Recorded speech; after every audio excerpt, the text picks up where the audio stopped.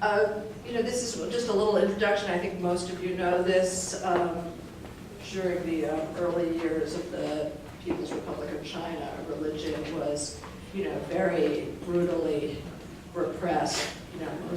Most notably during the Cultural Revolution, when icons were smashed and temples were burned and everything religious became a storehouse. And we seem to go directly from that phase to, you can be religious if you want, but what's really important is to get rich.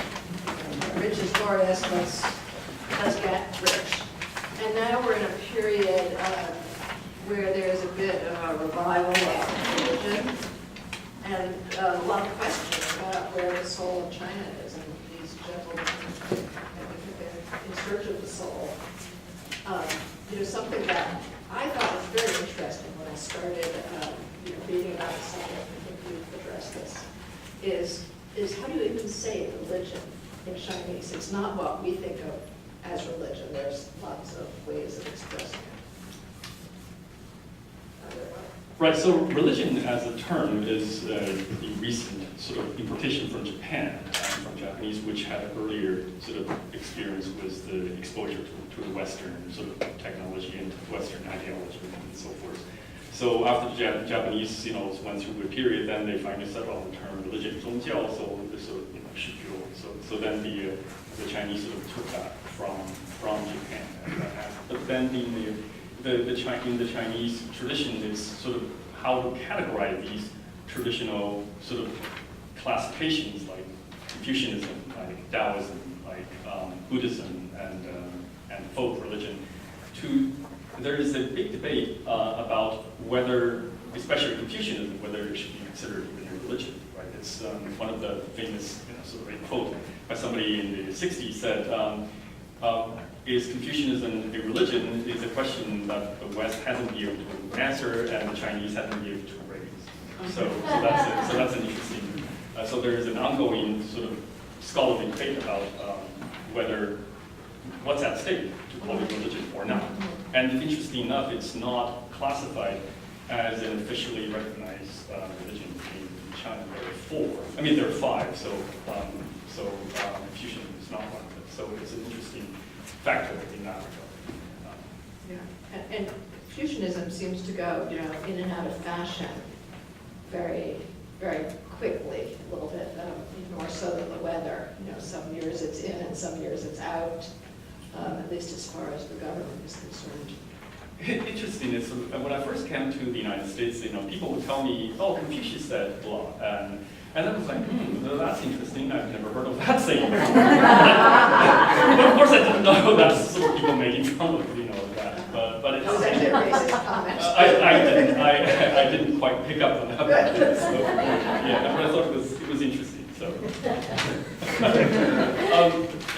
Confucianism coming in and out of fashion, and Confucianism had a sort of rough history, sort of in the early sort of pre-imperial period from the pre-Qin, the classical period, of course, started with Confucius, in the 6th, 5th century BCE, and then it's in among the 100 schools, so to speak, and it became more and more powerful, but then it was brutally suppressed by the first emperor.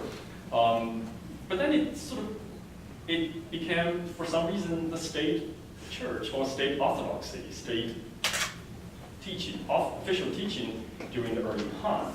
So, and during medieval Chinese history, then Buddhism and Taoism was in ascendance and was very popular, especially among the ruling and educated elite. But then Confucianism came back in the form of Neo-Confucianism, starting in the 9th century, the late 9th century, to all the way up to, depends on how we count them, to the 15th, 16th century, and who pretty much ruled the Chinese sort of curriculum and the education, imperial examination system. So up until the end of the imperial period in the early 20th century. So, and then we're at this period when Confucianism yet was challenged again, was one of probably the most severely criticized traditions by the practitioners themselves, Confucians. So especially in the 20th century, as history of that, right? From the sort of the famous May 4th movement was a way to break free from the sort of the ills of the Chinese past, and Confucian was rightly or not blamed for what went wrong for China. So the sort of what some historians call the sort of the radicalization of Chinese modernity is, so that's culminates into the Cultural Revolution. So there's sort of continuing from the early 20th century all the way to the Cultural Revolution. And some people can even, connect that to events in the 80s, of course. But then, yet again, now Confucianism is coming back. So it's Confucianism just never dies. It probably will never die. And it used to be regarded in the early 20th century, it was regarded as sort of as what's ill. Now it's for China. Now it's come to define what is to be Chinese. So it's again, it's the fate of Confucianism has seen a very dramatic transformation.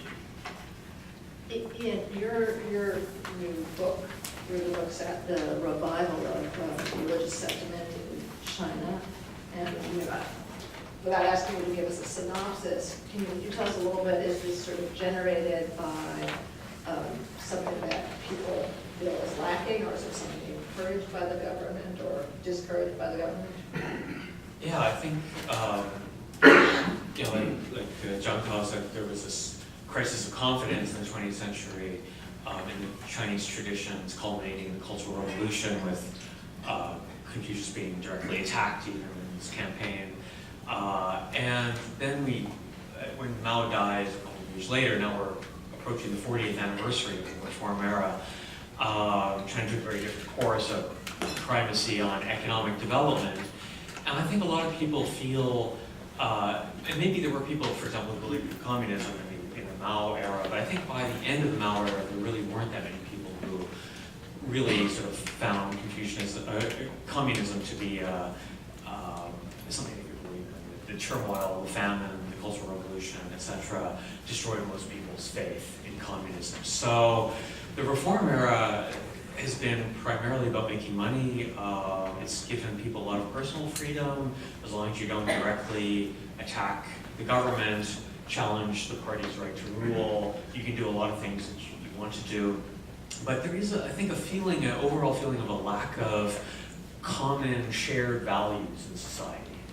And the idea that it's not enough just to make money. I think we feel that we recognize this in our own societies as well, in Western societies.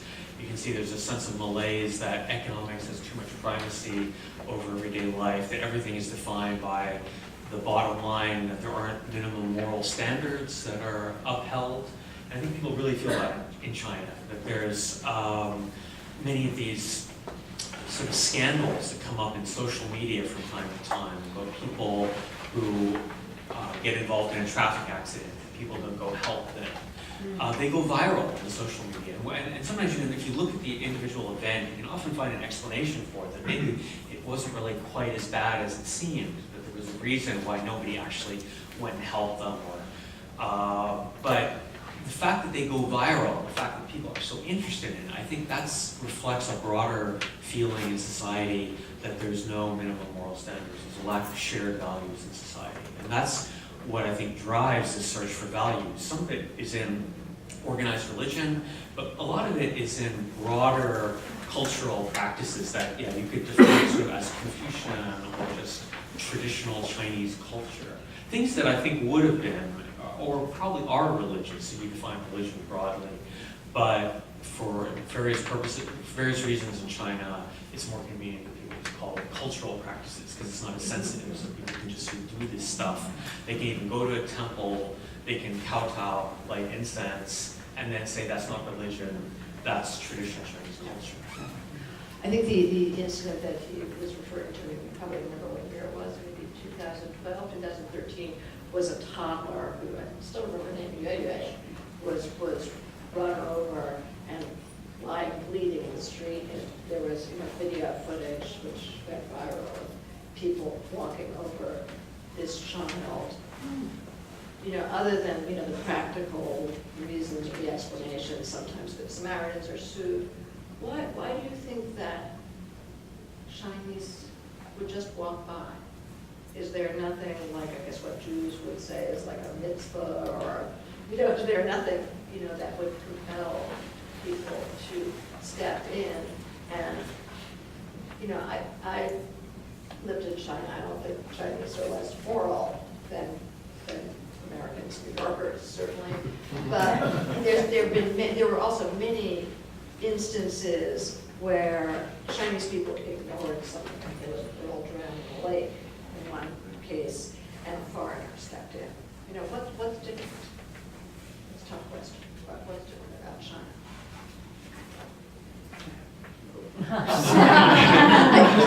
I'll take a crack at it. That's one way to look at it. That's one way to pose the question. And I'll provide a counterexample. It's because we're all talking about snapshots, you know, of these, and it's sometimes hard to sort of to generalize over the sort of what's the sort of the moral status of the people.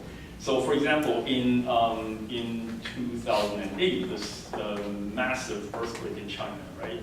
So it was estimated that there were over 250,000 volunteers who went to help on their own dime, right? And that was a very important moment too. So, in the sense that nobody was really organizing them. I mean, the state actually responded not as quickly as some of these sort of volunteer groups, and they would just organize themselves, especially the sort of the younger people and so forth. So it's an interesting question. What provides really the proper lens to look at the Chinese moral life at what period, right? So it's an interesting question to me, and I'm not sure how to sort of talk about it. It's partially has to do, the way I see it, has to do with sort of the sort of immediacy of a lot of the images that are just being posted, and then they were so wicked and they were just so in your face. And in the case of earthquake, and in the case of Yue Yue, the baby who were run over and so forth. So a lot of the mass media probably have a lot to do with it.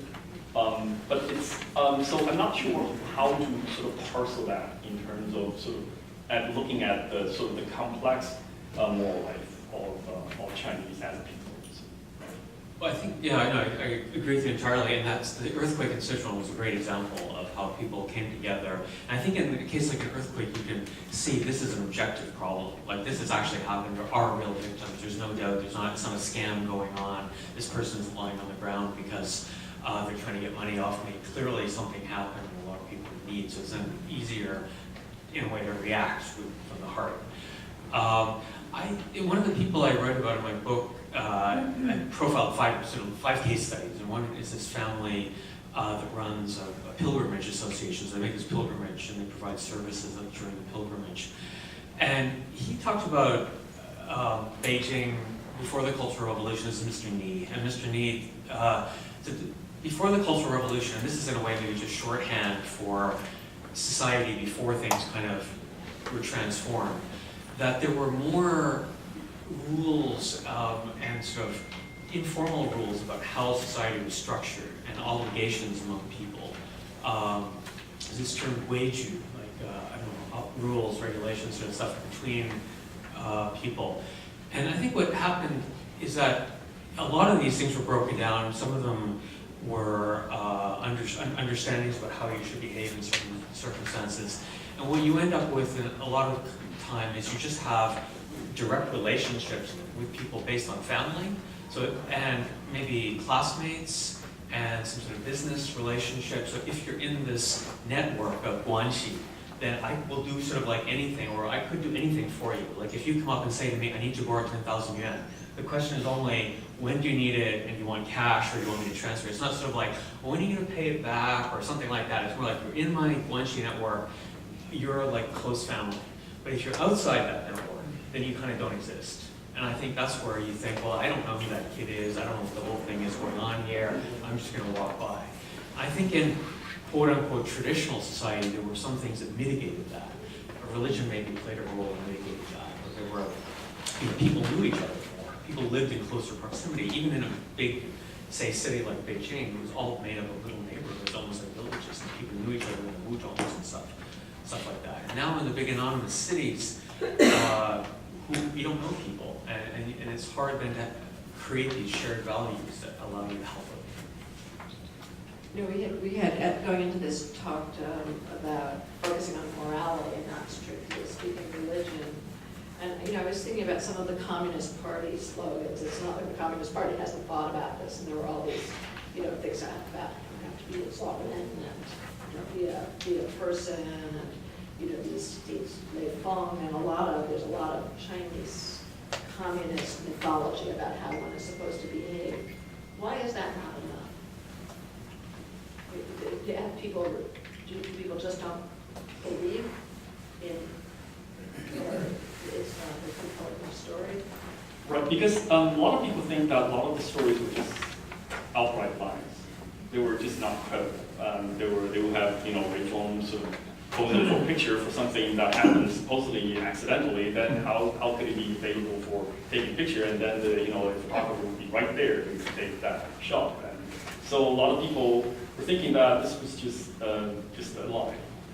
So which presents an interesting question in terms of the moral life, right? When we think about sort of the way that our moral life is constituted, sort of the roles of moral authority and moral exemplars are actually really, really critical, especially for Chinese as a sort of more communitarian sort of culture, as it's Confucian, with the Confucian sensitivity of history. And then it's, the Chinese look for more exemplars and those who are in sort of some sort of authority and to behave in certain exemplary sort of fashion in order so that people can emulate them. And that's sort of, so these used to be called the Junzi, or the gentleman, or the exemplary person, or the authoritative person. They're the ones who sort of mediate the sort of the average Joe, so to speak, and the high Confucian ideals. But if you discredit many of these exemplars in the case of some of the sort of propaganda, then that sort of mediator becomes they've been discredited. So then it prohibits a kind of internalization of those kind of ideals. That's why there's this emptying out of the kind of the moral of the moral sense. That's sort of the moral vacuum, so to speak, right? So in the sense that it's yes, because of the party's monopoly of what's considered to be moral in the public, and then the alternatives are not really allowed to function in the way that the state ideology functions. So then it becomes yes, what's out there is not really real, and I cannot really sort of model my life that way. I cannot really sort of internalize these sort of ideals in that way. So it doesn't really matter. So that's one possibility, one way to think about sort of the moral vacuum in this era. So I think that the sort of the reform era there hasn't really been a sort of a society-wide understanding of what kind of morals that goes with the, let's say, market economy, as opposed to sort of the old sort of aesthetic communist ideal, right? It's the selfless devotion to the cause and so forth. But what kind of self is required under the market economy? So without the rethinking, it becomes just by default a hedonistic kind of self. So we can see a lot of sort of neuroses going on, or that people were not really sure. There's some people call this the kind of the divided self. I'll just make a comment here. I mean, I don't want to offend any audience, but they don't believe that the Lei Feng stories are true. They believe that Jesus walked on water, and why is Christianity more convincing? That's actually interesting. That's actually an interesting question. Yeah, I don't know. Well, because I think Christianity is a religion, and so if you believe in it or you don't believe in it. But I think there's no picture of Jesus. There's no picture of Jesus while walking on water. So then there's nothing. I've seen the picture. I've been to the Sea of Galilee. No, there's nothing sort of to counter that, right? It's so Yeah. I think the representation. But see, communism is supposed to be scientific. So communism is supposed to be something objective and this guy Lei Feng was really supposed to live. It was not supposed to be a religion that you have to believe in on faith, because all religions ultimately are based on faith. So the problem, like I remember one of these guys I talked to, Ran Yunfei in Chengdu, he said, yeah, when you start reading these textbooks and you spend more than, and Lei Feng is still in all the kids' textbooks, and he's still on propaganda posters and stuff. You spend more than 30 seconds thinking about it, you realize it's BS. And you think, well, why is this in our textbook? You know, it's not presented as a myth or a fable or some guy who might have lived. This is presented, this is the best the party can do. And it's like total BS, right? And religions have been telling stories and giving examples for a long time. They've like honed their story over hundreds or thousands of years. So the story of the Buddha, and forget whether it's true or not, or whether you believe in it, it's just like a better, more convincing story, right? Or stuff about Jesus, Carpenter's son, and all these fake parables and stuff like that. They're just like better stories. So, yeah, so this is certainly a shortcoming of narrative more than anything else. I'll just interject in here, as didn't mention, my specialty is North Korea, and the North Koreans in their Juche ideology have like plagiarized so much from the New Testament, like Kim Jong-il, father of the current leader, they were like triple rainbows when he was born, rainbows instead of stars. It's all like, like just ripped off. It's part of the reason the Bible is banned in North Korea. What's left with the Chinese Communist Party? Could they write a good story? And, okay, I'm keeping you. And how have they tried to rectify this? You have this major anti-corruption campaign now that Xi Jinping has launched. How does this government tell people don't be corrupt without prosecuting them? I think that the party, what can the party create? So the party hasn't given up the moral high ground. They still have Lei Feng. You still see, they still have this core socialist values that were rolled out several years ago. Anybody name them? Patriotism, all this freedom. Almost there.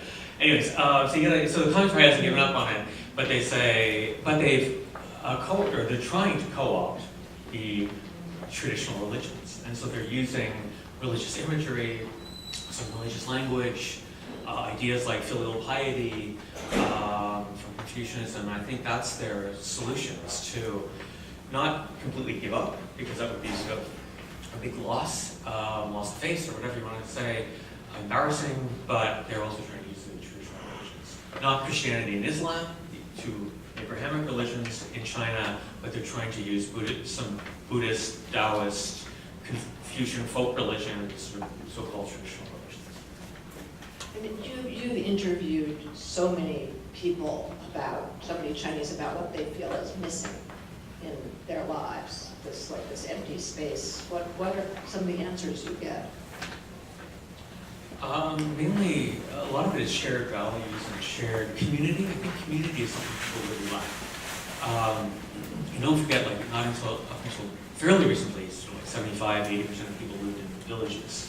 And there you did probably know all your neighbors. And there were ties, for better or worse. You knew all the stories going back generations, maybe among people. But even in the big cities, people were organized around small communities. And even in the communist era, people lived in these housing complexes based around where you worked, the Danwei system, which was kind of like a little village, or a big village maybe. So everybody from the steelworks kind of lived in the same area. They had a school, they had a hospital, a clinic, and stuff like that. That's all broken down, and I think that's what's really, I find, is missing for a lot of people. If I can just piggyback on that, I think that's so the concept of sort of the space, this emptiness. It's actually something that I thought would be a positive development in modern Chinese, contemporary Chinese history, right? But the party used to be omnipresent. It used to be just everywhere, in everything, in everybody's private life, and of course in the public. But sort of the retreat of the party from this sort of a lot of the aspect of the Chinese public life is sort of leaving in that vacuum, in that sort of empty space that are being filled, by, let's say, private enterprise, which is now more than 2/3 of the Chinese overall economy from basically zero, right? So which was itself quite an incredible development. So that opened up space for a de facto degree of freedom that the Chinese did not enjoy before, right? So I think in that sense, it's actually a good thing that there is a vacuum that used to be left out, and then it's really now up to Chinese to sort of figure out how to refill that space. That could be a moral space, and a public space, or in a more civil society, let's say, and so forth. I think that those are actually good development, in my thinking about it. To what extent has the party been able to harness the goodness and morality of religion to create, I guess, what they want, a harmonious society? Well, I think the traditional religions, I sort of often say so-called traditional religions because Islam has been in China for over 1,000 years, and Christianity has had a permanent presence in China for over 400 years. So these are not really newcomers, really, compared to the United States or something like that. But say Buddhism, Taoism, folk religion, Confucianism, that whole amalgam of Chinese belief and thought, I think the party has been able to co-opt this to some degree. I mean, the number of temples has increased. Temples are expanding, existing temples, and there's more classes that these temples are offering in traditional Chinese culture. I believe a lot of these temples are now becoming almost like Confucius institutes, offering calligraphy and morality, and maybe copying out Buddhist sutras or the Tao Jiang or something like that. And I think people really respond to that. There's a huge increase in the number of lay believers. Just people are not so willing to take, say, the vows to become a nun or a monk, because often small family size, but you see a huge increase in the number of lay believers. People who even have like an ID card, say I'm a lay Buddhist believer, I'm part of this temple, and they go and volunteer time and stuff like that. So I think in some ways the party's been able to co-opt this. But they're certainly a lot more tolerant of Buddhism than they are of Christianity. Yeah. And I don't get into Islam, although I have some questions about it. I think that might have something to do with the sort of what I consider to be the inward turn in contemporary Chinese history, right? So the China in modern history had for over 100 years been looking to the West for inspiration, for everything basically, right? And as a result of this Western influence and a very traumatic sort of modern period was the Opium War and so forth. So the West has been considered to be what's advanced, sophisticated, and so both in terms of science, technology, and ideology. And communism did come from the West. So I think that with the economic development, there is a very clear sense that the Chinese, both the intellectual elite and the political elite, are turning inward. And with the gain of confidence in what's Chinese. And this process is accelerated by the sort of the Great Recession, right? And saying, okay, well, maybe the West doesn't quite know everything that we're thinking. Maybe we actually know something that actually works. So there is that dynamic at play, I think, which goes into the larger trajectory. Something that I found very interesting, I think this was in Ian's book, is that these churches or the house churches function, as much as civil society, providing a place for people to meet and to have a sense of community. I mean, they happen to be, religious organizations, but it could be, a book club or a hiking club. Why the church? Yeah, I think that I did a project once for the Open Society institute. They're very interested in civil society, and they want. But my contrarian message to them was, you're always looking for civil society in places like environmental activism or legal activism, but actually there's a lot of civil society and religious groups. And the churches are, especially the unregistered churches, so about half of Christians in China, the estimates of the number of Christians vary widely, but I'd say conservatively 50, 60 million, and about half are in unregistered churches. And these are really self-organizing, self-governing institutions. They are autonomous, and I think that this is not unusual in a way. Like if you think of Eastern Europe in the communist era, the church in East Germany, Catholic Church in Poland also was kind of civil society. So that's, I think for sure. And also in some of these so-called traditional groups, pilgrimage associations. They are groups of people who get together, pool their money, make pilgrimages, and often negotiate and push back when the government tries to say, well, no, you can't have this pilgrimage for so long, and they negotiate with the government so I think they are also examples of this. But at what point does the government step in and say, wait, this is too much? Is it when they get too big, when their churches get too big? We saw, especially in Wenzhou, these churches that would exist for many years, and they'd get bigger and bigger, and then suddenly out would come the wrecking ball. What is it that prompts the government to crack down? I think the biggest problem that the government has with Christianity or Islam are the perceived or real foreign ties. And this is a theme that you find in the government, say going back at least a decade, but especially say the new NGO law makes it really hard for NGOs to have foreign money, foreign ties of any sort. Same with religion.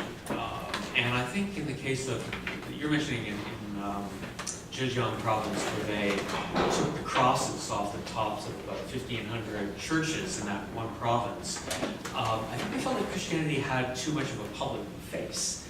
And it was almost a shot across the bow, like, well, we're not closing all these churches, but we don't want you to sort of dominate the skyline with crosses, because what happened was that the people building the churches would always try to build the biggest building in the village or the town and put on top of it a giant red cross.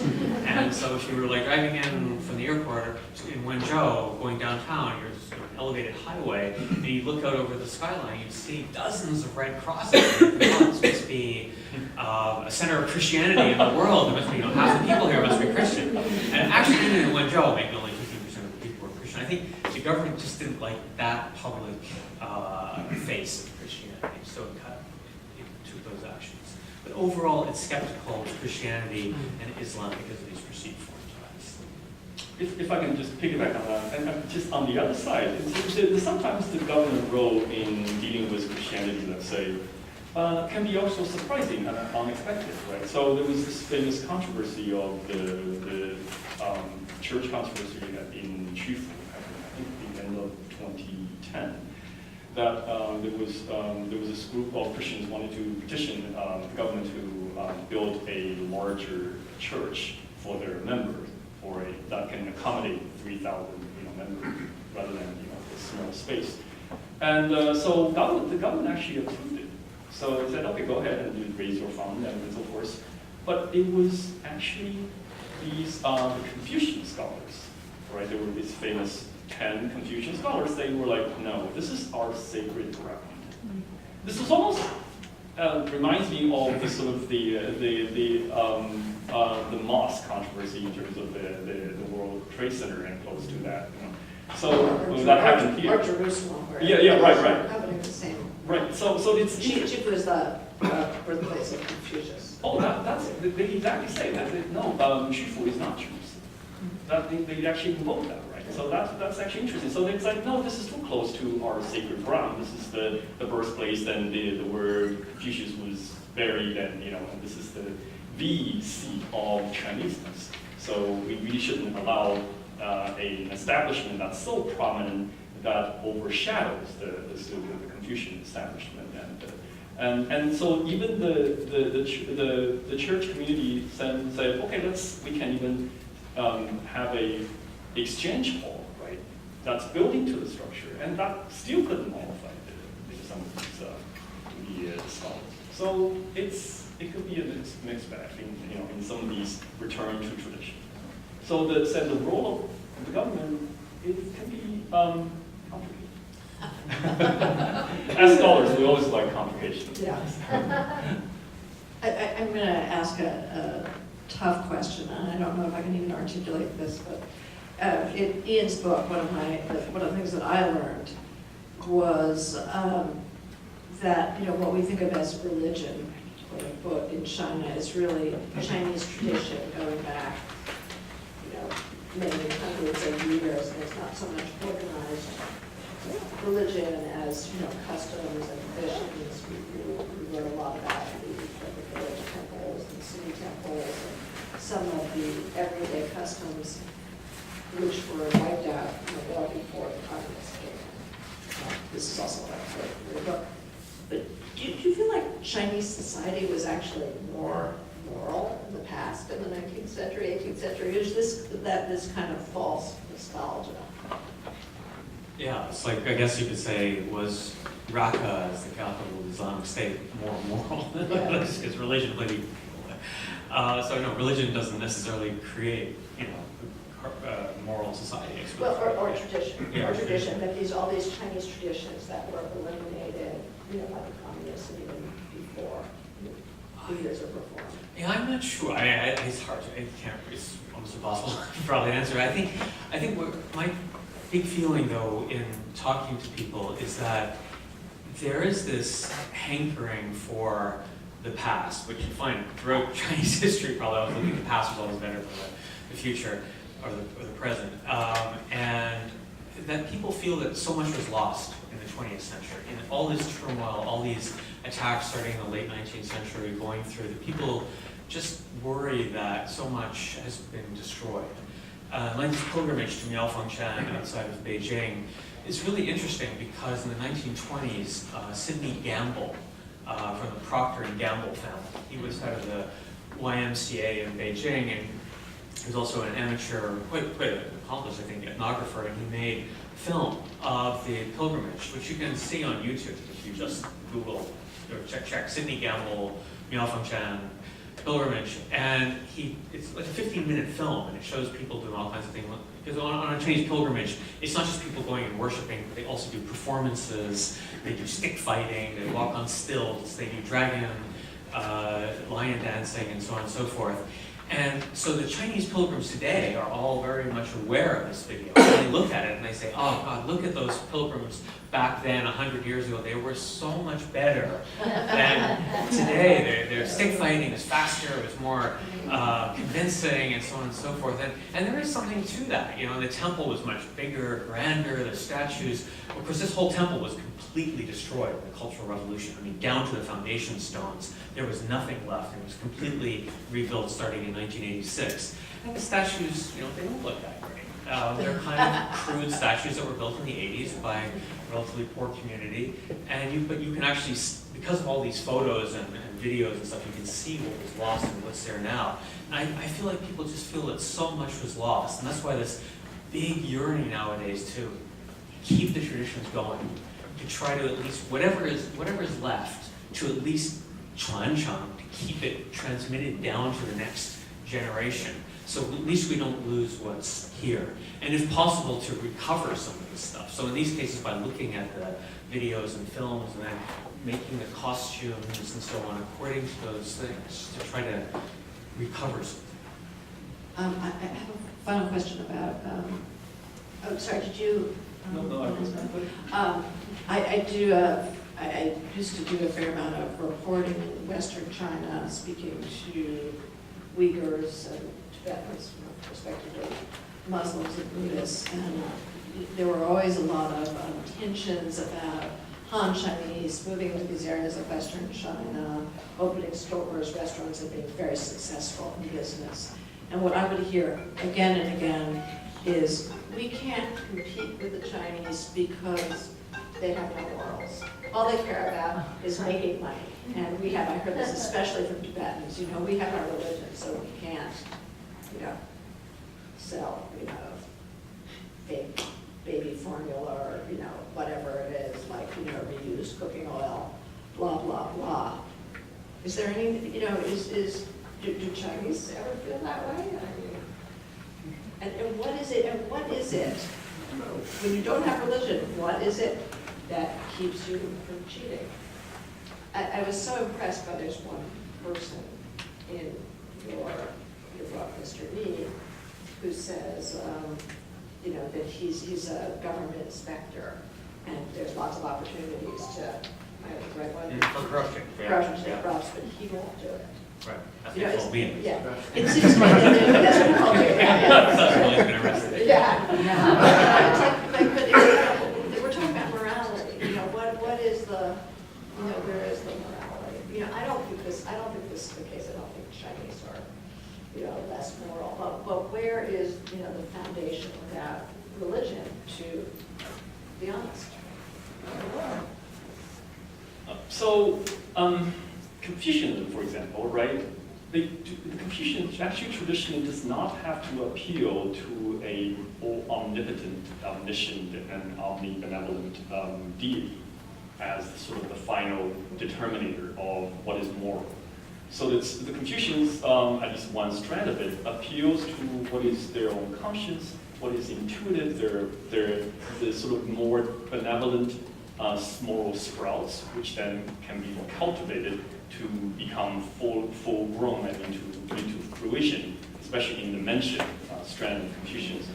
And in the other strand of Confucianism, then people appeal to the traditional rituals in the way that how you train yourself through these ritual performances, how you conduct yourself and so forth, which then dates back to thousands of years and so forth.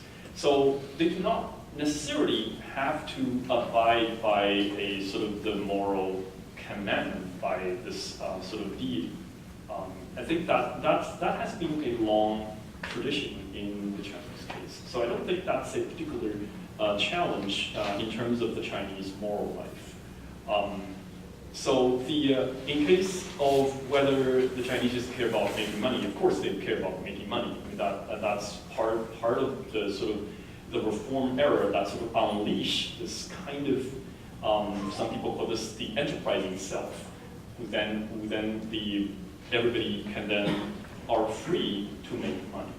So that's of course, from one perspective, it could be problematic, but from another perspective, it was liberating, right? It was literally liberating from sort of the state-controlled way of life. And the case about Tibetan Buddhism is interesting that Tibetan Buddhism is actually one of the most popular form of Buddhism among the majority Han Chinese nowadays. So I think you mentioned the sort of now the people, even Tibetan in exile, then they complain about Dalai Lama only they just greet Chinese visitors, So yeah, right. And so that's an interesting anecdote. I was saying I did an interview a few years back with Dalai Lama. It was 2014, 15, and when I got to Dharamsala, the hotels were filled with people from Shanghai, especially. And, They needed more. and saying, and we had some long talks about, what they, felt that they were looking for. And then the Tibetans were saying that Dalai Lama spends all his time speaking to, Chinese people. He had no time for us. And the Dalai Lama did tell me, and I could, this is a direct quote, he said that there are secret weapons, the Tibetan Buddhists, Chinese people who come to see us because they will make relations better. Oh, I see. I don't know. Anyway, I don't need to be disparaging about Chinese morality. We're here practically on Wall Street, so we have our own. But if you don't have anything to add, I'll open up to questions. Yeah, no, go ahead. Okay. Dinda.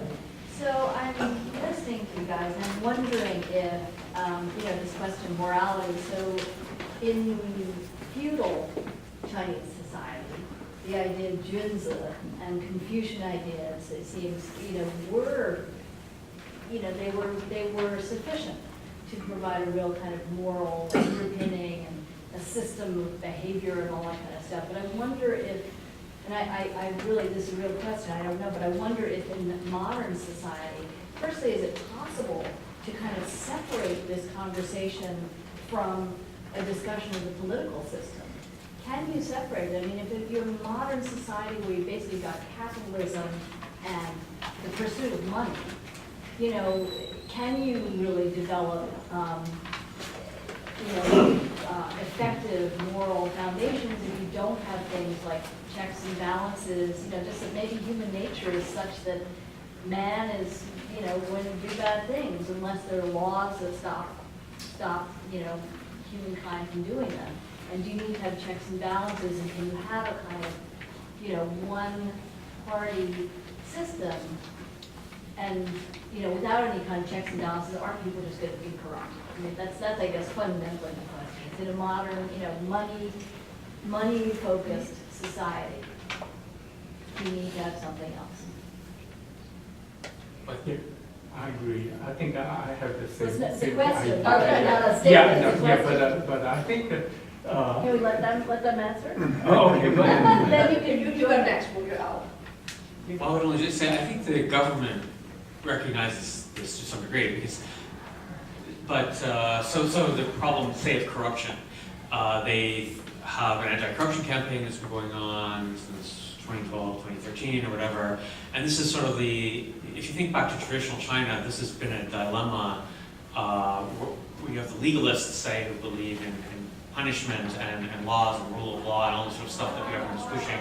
But I think the government also recognizes that you need some sort of moral answer. And so you were mentioning the development of the conscience. And Xi Jinping is a big fan of a Confucian scholar from the Ming Dynasty, Wang Yangming. And so and Wang Yangming's sort of signature, one of the big ideas of this is that everybody sort of has an individual conscience, and you know right from wrong if you cultivate it, and you have to act on it. And this is something that even Xi Jinping supports, and has mentioned Wang Yangming like 50 times over the past 4 years or something in various speeches. So that's an interesting dilemma. But I guess this, in a way, this solution of laws and then moral exhortations is a traditional way of trying to solve the problem, and does not allow for checks and balances like a free media or that sort of thing, which could also help.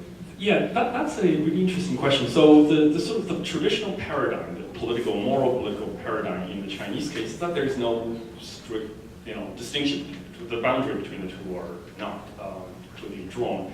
So the Confucian idea is that each one of us will cultivate the goodness and our benevolence and these moral sprouts, and then we'll gradually extend that outward, right? To organize manage the family, and then then to run the state, and then to gradually bring peace all over the world, right? So the idea of check and balance doesn't really come into that picture, and so so it's the idea that the ideal state, the ideal political state, is an expression of this moral sentiments of this moral agent, and there will be co-moral agent, of course, and that will subscribe to the Confucian moral teachings.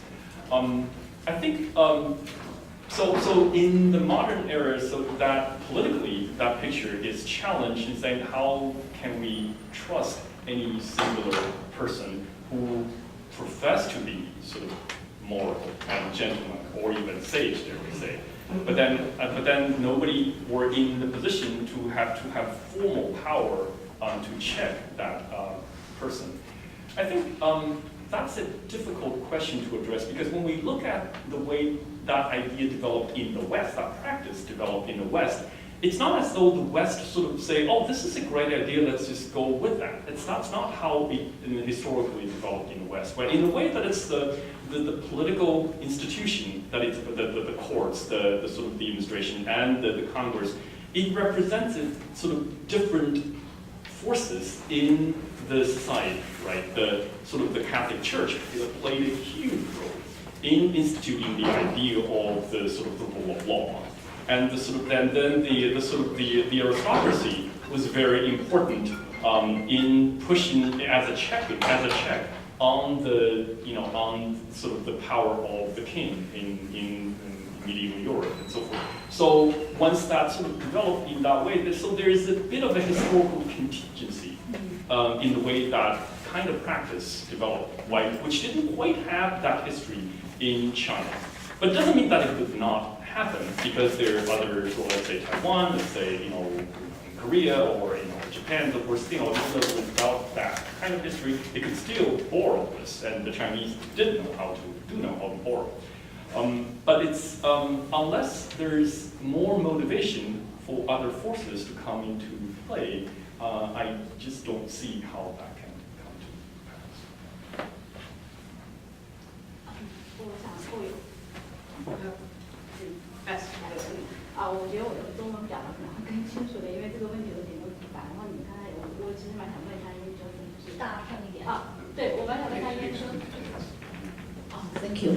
就是我说我用中文哪部分比较好一点？介绍自己，先介绍。OK， 我是其实蛮凑巧，我是国内我是做媒体的，我是在腾讯工作，刚好最近有一个 Entrepreneurship 的一个 fellowship， 然后我来这里，我刚好我研究的一个项目是跟这个很相关，所以就是我今天来的一个目的。所以刚才有提到，就是你们有在讲到关于就是关于中文赚钱跟宗教的问题，我对这个很感兴趣，因为我是平时做财经比较多，所以我也蛮想请教一下研究生的，就是比如说现在中国的我有看你提到说那个宗教现在所谓的繁荣，但我不知道这个结论是怎么来的啊，我不太知道，就想请教这第一个。第二个问题就是其实在国内的所谓的精英阶层或者说企业家这一块人，其实信一些他们所谓的信仰，其实你慢慢看到是有些在出来的，因为我接触一些企业家，他们就是比如说佛教，其实有越来越多的中国企业家在信这个。尤其有一个趋势，我觉得有一个好玩的事情是，他们有一些，因为中国经济过去发展很快嘛，然后他们自己觉得以前其实你不用很好的管公司也能很容易赚钱，但是在未来中国经济会越来越难，然后他们觉得管公司是越来越难的，然后他们会去用这个佛教的一些想法去管公司。最典型的是那个海航的陈峰，他本身是自己信佛教，就自己很信，然后他用这个佛教的东西去管理这个公司，然后他把他的高管去做各种佛教的一些管理，所以我想请教你一下，就是你对。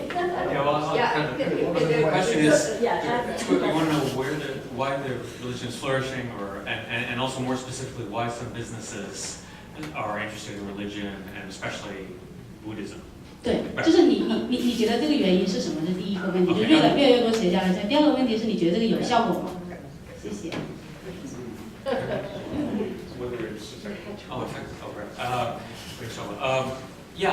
Well, so there's various explanations for why business. So why maybe like the key question is why are businesses interested in religion? Why are some entrepreneurs, heads of businesses, interested in religion? And you see that actually quite a bit. There's a ethnographer who's working on a book. He wrote a book called Anxious Wealth, which is John Osborne. Yeah. Osborne, yeah, and he wrote a book called Anxious Wealth about rich people in China and how they feel very nervous about the future. And so many people they don't feel that the future is stable, they feel that the future is unpredictable. And of course, in that situation, you try to get every advantage you can, and maybe praying in a temple helps you. It also gives you some psychological release, some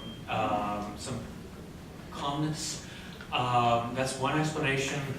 Another one, especially for very rich people, it's a status symbol. You were mentioning Tibetan Buddhism, and I think his next book is actually on why Tibetan Buddhism is so big among rich people in China. And part of it is the status symbol, to say you have your private Rinpoche who you fly in from Tibet, and because everybody already has the fanciest watch, everybody's driving a BMW already, but having some high-level monk as your spiritual advisor is a sign of status. So I think that's part of it. But I think also people are genuinely looking for advice on how to run their businesses. What is a moral decision? What is not a moral decision? One of the people I wrote about in the book is Nan Haijin, who is this sort of, he is a Buddhist practitioner, a Zen Buddhist, but he's often seen as a guoshu, sort of a national studies master. He had he died a few years ago, but he had these big dinners at his residence near Lake Tai, near Suzhou, and he'd invite people, and he'd have a big round table with people. And once when I was there, a businessman asked him, should I invest in a cure for Alzheimer's? And he was a real estate developer from Tianjin, and his answer was, oh, don't, Nan Haijin, who was like at that time 90 years old, he said, oh, don't invest in Alzheimer's, it's probably a fraud, it's probably a scam. And then the guy said, oh, should I invest in electric car batteries? And then Nan Haijin said, man, that's future-oriented, that's a good social value. And so then the developer, but the answer wasn't based on rate of return or will you get arrested or not, but sort of a moral question of whether you'll be cheating people or whether it's... So I think a lot of business people are looking for answers. So maybe those three. Okay. Manny Ramos, a member. I'm trying to look at the larger picture of what's going on in terms of as you mentioned, morals or customs or habits, behaviors. I'm wondering if in the present state of humanity, where you have presumably everybody is connected to some degree, is humanity or humans, is humanity or humans searching for a way of, besides protecting themselves and the family, but also at the same time having a concern for the larger society on one side, and on the other, the realization that we are messing up the planet in some ways. Is it possible that I'm thinking that, for example, in Western Europe, there's a decline of Christianity, whereas in Russia, formerly Soviet, Christianity is still quite strong among certain parts of the population. So anyway, my question is it possible that humans are, in the larger picture, trying to figure out their relationship within family, the larger group, and at the same time, this planet that we live on?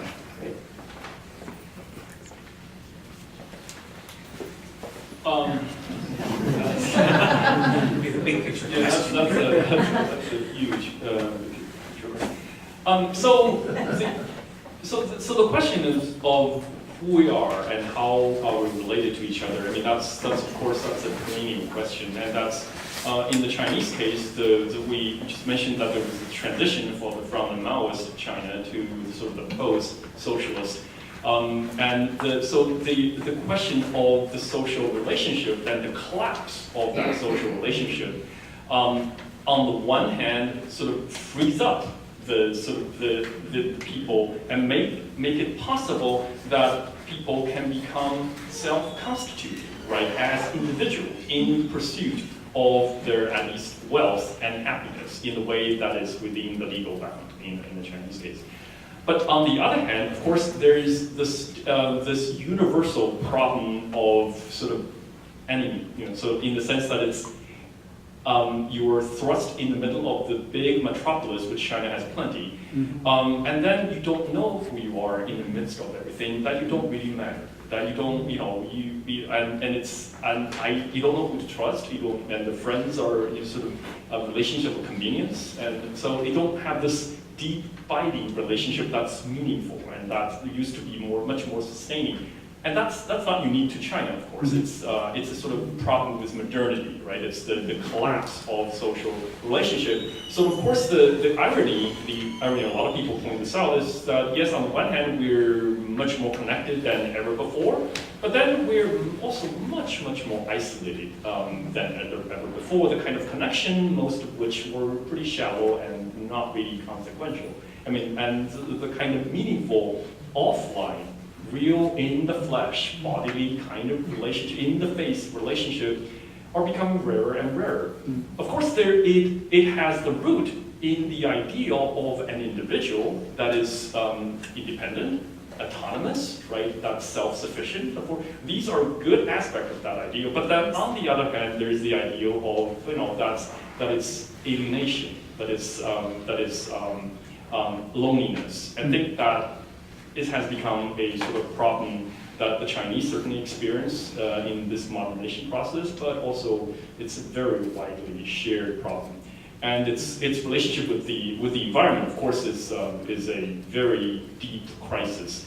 And the Chinese government, I think, is actually taking some initiative. I'm not sure how effective the initiative is. And the Chinese are pushing for, let's say, the sort of the battery-driven, electric cars, and sort of shutting down some coal mines and so forth. But I'm not sure how effective that measure is yet. That loneliness is probably more dramatic in China because it's been so fast. That's the difference. Yes. What about the elephant in the room, especially if you walk around the streets of New York, which is Falun Gong? This is my question.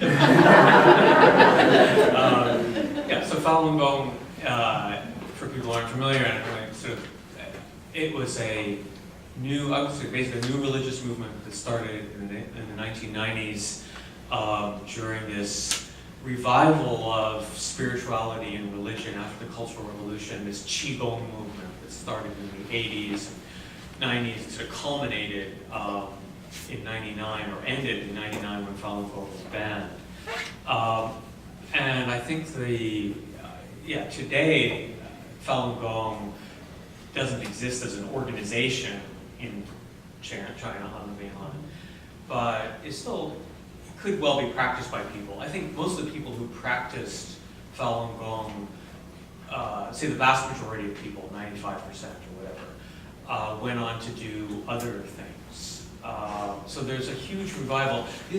Qigong and Falun Gong, for people who aren't familiar, it's a kind of physical cultivation. So you can think of it as analogous to yoga in the Indian tradition, Indian religious tradition. So it's something akin to meditation or something a little bit like Tai Chi. You have some movements, so it's a way, through your bodily movements, you're also perfecting yourself, you're meditating or whatever. And this has a long tradition in China. Many religions in China, especially Taoism, Buddhism, they all have this. And after 1999, after the crackdown, all these Qigong groups, all of this practice got stopped. And then over the course of the 2000s, especially after Jiang Zemin left power, it's slowly beginning to come back. And now all of the big official religions, like Taoism, Buddhism, they all offer these kind of courses and these kinds of practices. Not the same as Falun Gong, but sort of analogous to it. So I think that shows that that's still part of the religious landscape in China, but it's just changed. And I think also, this is something that's hard, impossible probably to prove, but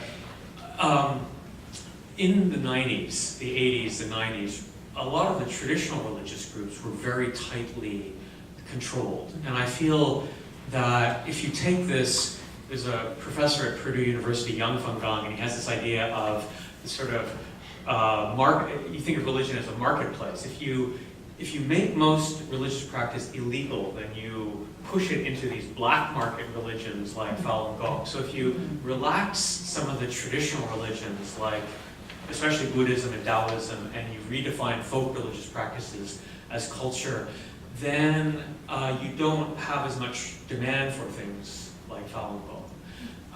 And so I think that that's what I think we've seen happen in the 2000s, the 2010s. The religions, especially Buddhism, Taoism, and folk religion, have been given a lot more leeway. And I think it's because the government realizes if there's a spiritual demand, it's better that it comes up through these religions that we feel, we may not be able to, but we feel we can control better, rather than a group like Falun Gong, which we definitely can't control because it's outside of our system, political system. So, Over here, whoa, we have a lot of questions.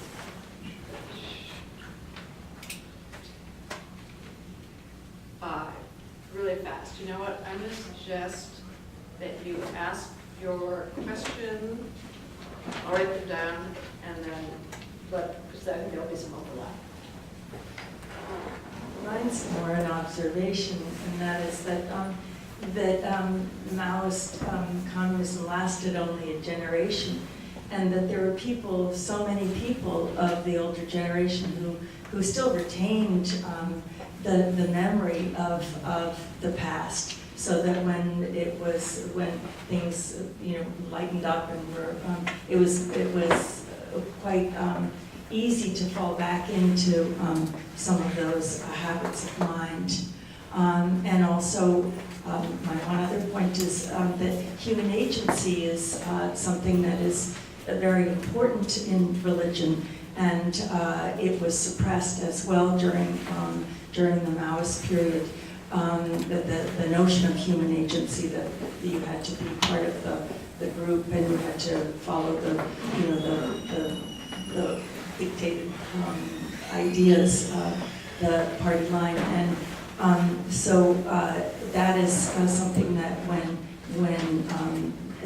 the free market was reintroduced, human agency also became something that was incredibly powerful. The idea of that incredibly powerful. Can you get my book and introduce yourself? Can you Introduce yourself? Oh, I'm Amy Bernstein from Bernstein Literary Agency. Hi, my name is Alina. I'm a student at Columbia right now. My question is, the panelists really think that there's like a particular demographic, whether in terms of age, occupation, or wealth, that's particularly affected by this sort of like delicate meaning in life? Two questions. So I was in, I'm Yue, I'm just working professional here in New York. So I was in Xinjiang recently. So what I observed is that there is basically a checkpoint in many different parts of the city, and basically police station on every other block. So because I look like a Chinese, and so I can walk around the city freely, whereas a bigger looking people would be stopped and checked very frequently. And also there are, as far as I know, that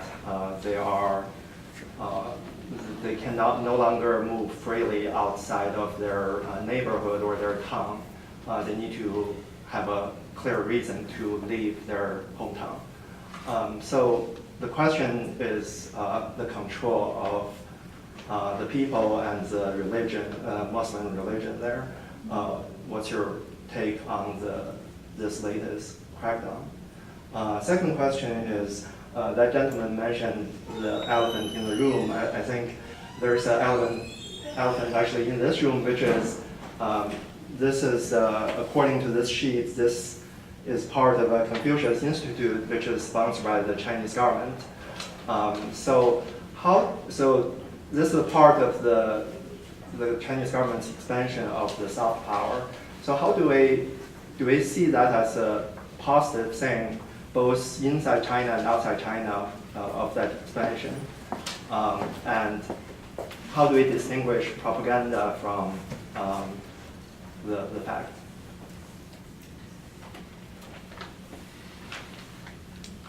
You're the last, but you'll get the longest. Okay. Hi, I'm from NYU, so I have a very cliche question that there's a common misunderstanding or stereotypes about religion in China. That is, it is either for escape for rich people, a shelter for soothing their guilty, or it is for uneducated or elderly who's super superstitious. So that's two common like stereotypes I encountered a lot. So why do you think people have that kind of mindset, and how can we like deal with that? So to this gentleman, yeah, that's yours. Yeah, thanks. Sorry. Okay, my name is Wei Ming Mo. I'm a retired professor from University of South Florida. Your father's home. Yeah, my question is for the three of you. And just now, Baba mentioned that some examples of a lack of compassion in today's society. But it seems to me you try to relate it to religion. But to me, I think, I don't know if you three agree or not, I think it has nothing to do or not much to do with religion itself. To me, I would rather define religion as I'm using John Lennon's definition. God is the yardstick that we use to measure human pain. So because of now we have, so in China, a lot of people have pain, so they need religion. But I think the lack of compassion is everything to do with the culture of corruption today. Even during wartime, I can give you a lot of examples. I mean, the government had a heavy hand on all religions, but I can give you a lot of examples of people are very spiritual still. So I don't know if you agree or not. I would rather separate this. Of course, religion definitely, cultivated spirituality. That's for sure. That's my question. You have a question for me? Yeah, okay. Yeah. Do you agree? Yeah, that's good. Yeah. All right, let's, I take his first, actually. And then I'll make sure all the others are answered. Compassion? Yeah. Lack of compassion? Jimmy, the lack of compassion is... Lack of compassion has nothing to do with because of a lack of religion or not. Or even out today, it's a flourishing. Yeah. Okay. It has everything to do with corruption culture. Yeah, so as I was saying, that it's because of the corruption and widespread corruption in almost all layers of the Chinese elite, including the government and the intellectual elite, right, the university and so forth. So it becomes really difficult for people to inculcate the kind of values that when they look for more exemplars, when they look for people to model, to emulate, and this is the way that the Chinese traditions learn and cultivate themselves for modeling, so to follow the exemplars. So because of that, then there is that the emulation and the internalization of that kind of ideal becomes not credible. So I think there's probably something to the phenomenon that you observe, that the lack of those kind of ideal and compassion is clearly one of the high ideals. And then the economy also plays a huge part in all of this as well. So the now interest or self-interest is now highlighted as, regarded as legitimate and so forth. So then once that comes into the mix of the calculation, then depends on the context. Then we would have to look at specific cases to see how the lack of compassion or other form of calculation comes into play. On the lack of compassion, I think people often say in China that, yes, society became more, I don't want to say brutalized, but, there were traditional forms of politeness that were discarded, especially in the period, in the Cultural Revolution, but in the years leading up to it also. And you can't say that that's related to religion, but I think that in some ways, religion can help soften the edges and can provide some other counterexamples. I know these groups that I talked to, a lot of them make a big point of addressing other people in a polite form, like nin and stuff like that. And this is not unique to people who practice religion, but I think there's this idea of trying to have a proper form of address, and that you're an older person, so I should treat you in a certain way. And I feel like that's really pronounced among these groups, that there's sort of a special effort made to that. And I see them in these social media circles, Weixin, in these friend circles, and you get 50 or 60 people, they're constantly sending these videos around, these little 30-second or 60-second clips, and some of them are just stupid things. But some of them are really interesting. They make a point, like showing people doing good deeds and do good works and stuff like that. So I think there's that. The question on stereotyping, whether religion is often seen as just sort of an escape for rich people or a salve for poor people. I mean, this is sort of a sociological answer. It's the way communism often explains it, or Marx, that it's the opiate of the masses, the sigh of the oppressed. So that's, one way to look at religion, but it's also a search for meaning in life, a search for the eternal questions that all people in all ages, why are we here? What gives our life deeper meaning? These are questions that were part of traditional Chinese society for millennia, and are part of it again. I think that's also another explanation. A question on soft power. I think that, these places are called Confucius Institutes because it's probably the best sort of known name in the West, next to, I don't know, Jackie Chan or Bruce Lee, which one would make good names for centers. So that's, it has a sort of, especially since Bruce Lee was like a drug addict. But that would make good. But yeah, so I think the soft power is interesting because we tend to think often that China doesn't have much soft power in Western countries, that Kung Fu Panda was made by Disney when, Kung Fu and Panda, it should be made by a Chinese filmmaker. And yet I think religion in the countries immediately surrounding China does play a role. China is the world's largest Buddhist country.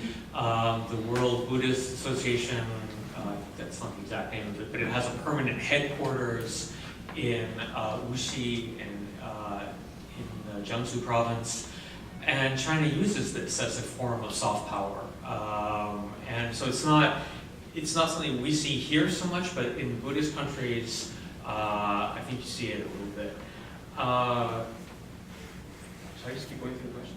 Sure. Yeah, well, I think this morphs into, you had a question about, I think Xinjiang is the most important, so we'll save it for last. But going into the generations of religion, that was your question.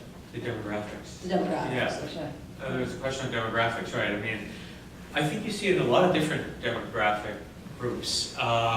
It's noticeable to me going into Chinese churches how many young people there were, which you don't see as much in a stereotype in the West, is that it's an aging population. In China, you have a lot more younger people participating in this.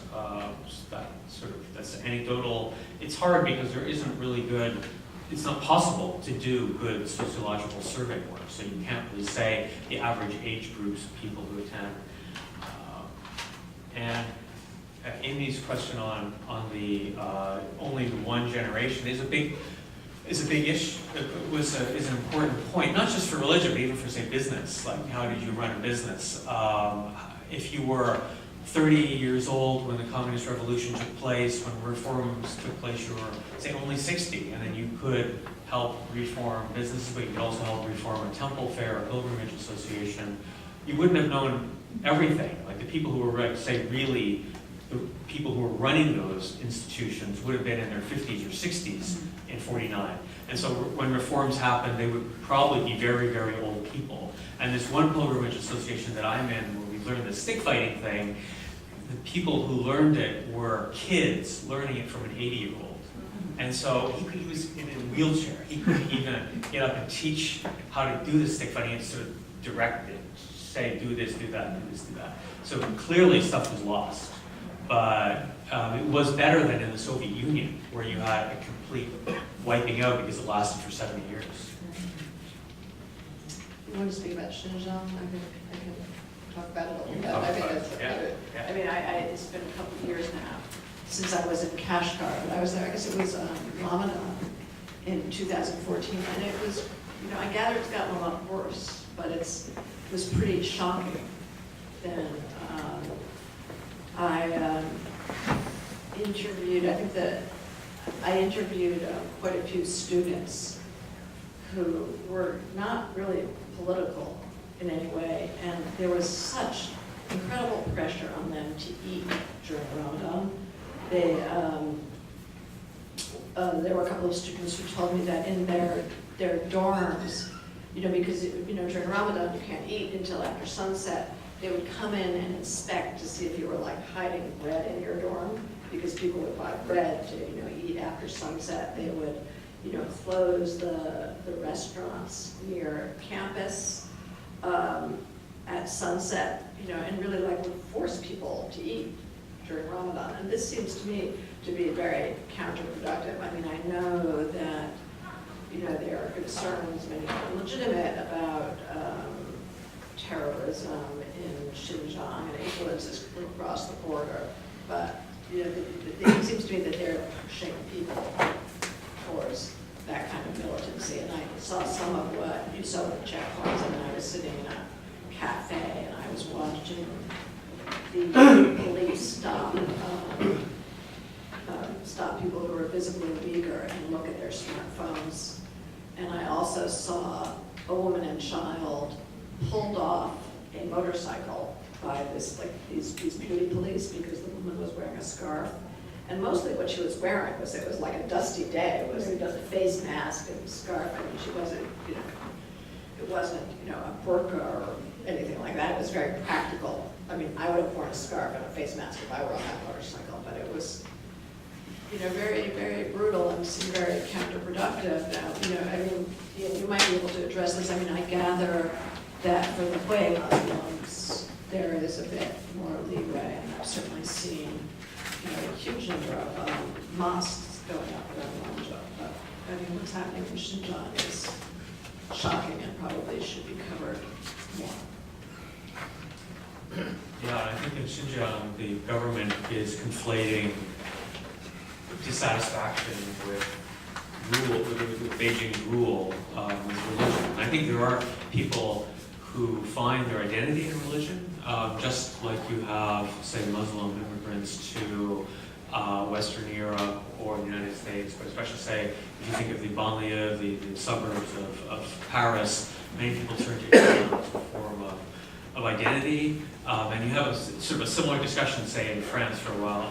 Well, not a discussion, but it was actually a law that was passed that girls couldn't wear the hijab in public schools, right? And so this is, of course, sort of a much milder version of and I think, but this tends to push people more to force them to identify with their religion almost. And I think this is why the policy in Xinjiang is so counterproductive. Even if you're not particularly religious, you're being defined as a religious person. This is the weird thing about Islam in China, is that it's defined as an ethnicity. So there are 10 ethnic groups that are Muslim, and so the statistics for the number of Muslims in China, 23 million, are basically adding all the populations of those three groups together and saying every man, woman, and child in those groups are born and are Muslim. But they don't do that for other religions. It's not like you're born a Buddhist and Muslim Buddhist, etc. So because of that, which this system of ethnic minorities, which was imported from the Soviet Union, you have this very complex situation in Xinjiang, which you don't have as much in the Hui areas of China, the Hui being a larger, actually, population of Muslims. But I think it's spreading there, and there is some talk about the government also not allowing women with burqas or with headscarves to take Muslims. Okay. I think that's a wrap.